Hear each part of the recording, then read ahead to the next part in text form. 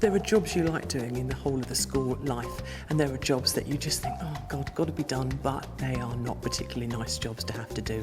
I have to say invigilation is probably one of those. Welcome to Exam Time Tips, with practical help for all those exam time pressures. Invigilation is very boring. But just occasionally things can go wrong. We've had people faint. Sometimes we've had police, we've had fire engines, we've had motorbikes racing up and down. Just keeping them on task and making sure that they weren't panicking, because I could see some of them were a bit... We've got some time-saving tips from a group of experienced teachers, as well as some solid advice from exam expert George Turnbull. You are there to make sure the students have a quiet and comfortable environment so that they can take the examination in the best atmosphere that is possible.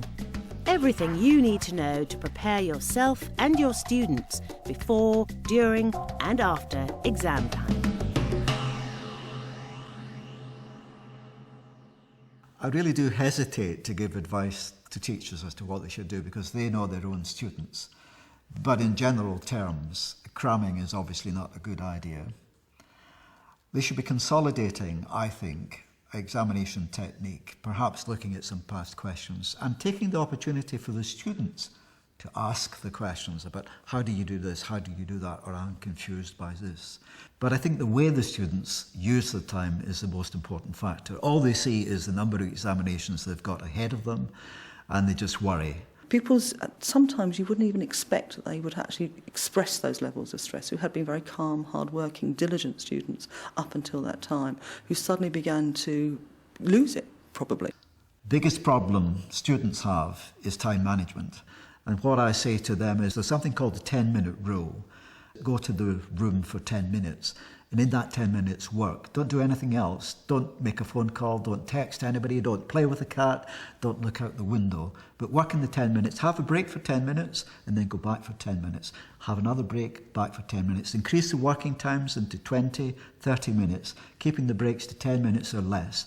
But the thing is that in the time that you're working, and in the time that you're relaxing, you relax. The two don't mix. Always make sure that your students are fully prepared for the exams. They know when the exams are, how long they last for, and exactly what's going to be in the paper. You might remind your students about examination technique.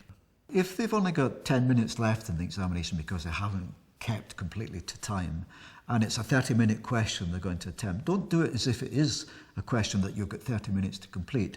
If it's an essay, then get them to jot down the points of the argument that they would make.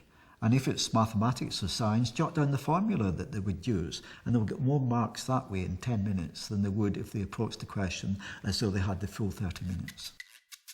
The night before I had to do the French oral exams, I'd been with these students for 2 years, and it's just, they have one chance once you press record on that tape replay. That's when they have to, do themselves justice. So it was certainly for me the night before that day, when I had the whole day with these students, I certainly couldn't sleep myself. So it's not just pressure for the students, it's also pressure for the teachers. For some schools, it's really just important to get the pupils into the exam. If pupils don't turn up for the exam, we actually go and collect them. We went to one girl's house and it was first thing in the morning and she was still in pyjamas. She was in bed. Her father then shouted up the stairs to her, get dressed. But I need to do my makeup. I said, you get in the car now. And it was a great crisis for Louise because it was the first time she'd ever had to appear in public at school without her makeup on. We got there just 10 minutes after the exam had started, so we secured 2 grades. I think that makes a difference of probably about 30 GCSE passes over the last summer. So it is a really important part of what we do. Of course, there are pages and pages of regulations, and you should have some training before you ever invigilate an examination. You need to make sure that there's some seating outside the exam room, the notices are in place. You need to make sure that there's a board which has got the centre number and the name of the school, etc. And you need to make sure that there's a clock in the exam room and it's working. So these are all the major things that need to be done. And there are rules that need to be obeyed, both by the invigilator and the school and the students. Bit worried that I would do something wrong and that the kids would end up in the wrong place, or that I would be in somebody else's way or give them something they weren't supposed to have or not give them something they were supposed to have. You should be in the examination room at least half an hour before it starts. When the students come in, of course, they're probably going to be as high as kites in some in some cases. So you need to settle them down and you need to get them seated. You need to get the examination papers out eventually. You need to remind them of the rules, what they can do, what they can't do. They will already have seen these rules before. And you need to give them the opportunity, if they've got mobile phones or calculators where they shouldn't have them, there's an opportunity for them to hand them over. Nowadays in exams we have a mobile phone detector. It has this really annoying, very loud voice that says mobile phone on, and you actually know that there's a mobile phone that's come into that exam hall. What we do find is that when it goes off before exam begins, most often it's teachers with their phones in their pockets. They have to remember to turn them off as well. But it is very, very important. We have to follow the rule of the law, and we have to make sure that we follow the examination code effectively. It's not the first time a mother's phoned before the examination has finished to see how her son or daughter has got on, and it ends up with that child being disqualified because they shouldn't have it in the room at all. So just in the few minutes before the examination, that's when you sort of read the last rites, if you like, for the students, in a sense. So you get the students into the hall, the pupils are sitting down, and what you have to do is, regardless of what you think of that exam paper, it might be the worst paper you've ever seen in all your born days, but you're not going to convey that to the pupils. Don't forget I told you to do this, and I said to do that, and that's will be in the exam, I told you that, because it worries the pupils. Did you do that bit? Will they remember it? It doesn't matter. The impression you have to give is, you can do this. Invigilation is a very important aspect of the examination. The main thing the invigilator has got to do is to make sure that no one is doing something that they shouldn't be doing. And the behaviour of the invigilator in the examination room is important too, because you don't want to be disturbing the students. Pupils are concentrating, obviously, in that situation, and it's important that members of staff understand that how they behave and how they dress in the room is also very important. Walking up and down the aisles in clippity-cloppity shoes is not a good idea. A couple of the kids have said to me, "Oh, I don't like it when you walk past me, it puts me off." And I think they do feel that, you know, you're walking past, staring at them, looking at what they're doing, which I can see would be a bit off-putting, but then I guess you have to. Occasionally, there may seem to be something wrong with the paper. For example, the question may refer to diagram 1, and there isn't a diagram 1.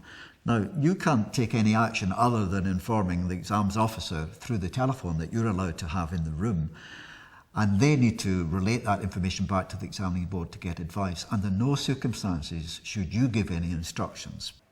Probably 5 or 6 years ago, when we were actually in the exam itself, and we handed out the exam resources, which included a satellite imagery photograph, when we suddenly realised that one of the students was totally colourblind and, of course, was unable to do the question. So there was a big panic about that, and we had to inform the exam board. They need to sit the examination across the country in the same way. Everybody needs to have the same information, and you may be giving wrong information, so it needs to be confirmed by the examining board what action to take before any action is taken. I did have a student this year who asked me, have I done this right? And when I said, I'm sorry, I'm not allowed to tell you if you've done that right. There was a slight pause, and then she said to me, well, can you tell me if I've done it wrong then? The rules are quite clear that if anybody asks a question to do with examination, you're not at liberty to put forward an answer at all. If they think there's an error on the paper, then that needs to be related back to the examining board, and the examining board will tell you what action to take, if in fact there is an error, but you're not allowed to give any advice at all. 99 times out of 100, everything goes according to plan, but just occasionally things can go wrong. Sometimes the fire alarm might go off, and you've got these huge, great sirens going off in the exam hall. Staff and students are looking around, wondering what to do. We've got 20 minutes of an hour and a half exam left, and do we evacuate or don't we? So what do you do in these circumstances? Well, you observe the safety rules of the school and make sure the students are safe, of course, but you also preserve the integrity of the examination papers, so you make sure that they are not disturbed, that they're left there, that students are prevented from speaking to each other about the examination as far as that is possible, and you clear the room in accordance with safety instructions so that the students are safe. And of course, they get the time to sit the examination paper that they are allowed, and of course you can report that back to the examining board as a disturbance, and that may be taken into consideration when the marking is actually being done. I was once in a situation where I was in an exam hall and a girl had an epileptic fit. It was very clear that she'd gone out quite cold and we needed an ambulance to help her. And we also made a phone call to the exam board to explain that this extraordinary situation had arisen. In the testing situation, you need to stop the clock, attend to what it is, and then start the clock again when that student is ready to continue. Occasionally a child may need, believe it or not, a tissue, a glass of water, their pen runs out. To them, it's a really serious thing. I have seen one where walking round in the exam, I could hear a faint sobbing from somewhere in the hall, and it took me a couple of minutes to track it down, and I found a girl sitting there with just big tears dropping onto the examination paper, and we had to remove her to another location, invigilate her separately, talk to her, get her to pull herself together, and in the end she successfully completed the exam and got a decent grade. You may have to take a student out and to settle them down somewhere else perhaps, and if that is the case then they can get the full time for the test as before, and you just stop the clock when they feel unwell or whatever and then start it again. The English exam was quite boring because there's not a lot you can do. Once they've read the question, they know what they're doing, they sit and they write for 50 minutes. Despite how boring it is, you've got to stay awake, you've got to stay alert. And then, of course, you've got the kid who is obviously cheating, but you can't prove it. You've got to stand really close and wait until you actually see them lean over. I think the signs of cheating are always fairly obvious, because if somebody's trying to do something that they shouldn't be doing, they tend to look at the person that's policing the examination, the invigilator.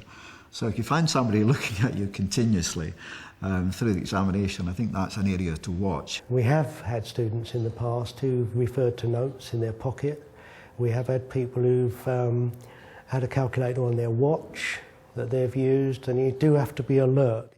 If you do spot it out, you need to report that to the head of centre or your examinations officer, and that will be sent back to the examining board. I wouldn't necessarily stop the examination or stop that student from continuing with the examination, because after the event, it may be you've made a mistake and you want to make sure that that student can complete the examination paper so that it can be marked and the situation can be taken into account later on.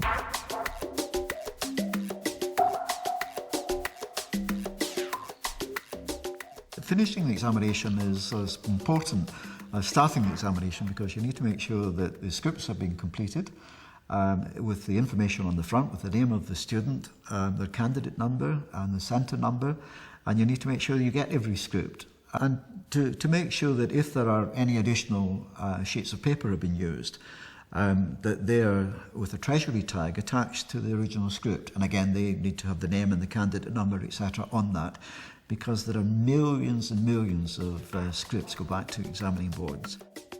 We have one member of staff who sees it as a military manoeuvre. He stands each row up, row by row, and gets them to stand to the right en masse in one go.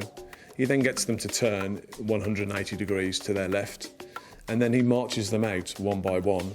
They find it hilarious, and if any pupil steps out of line, the whole row has to sit back down again, and he really does do that.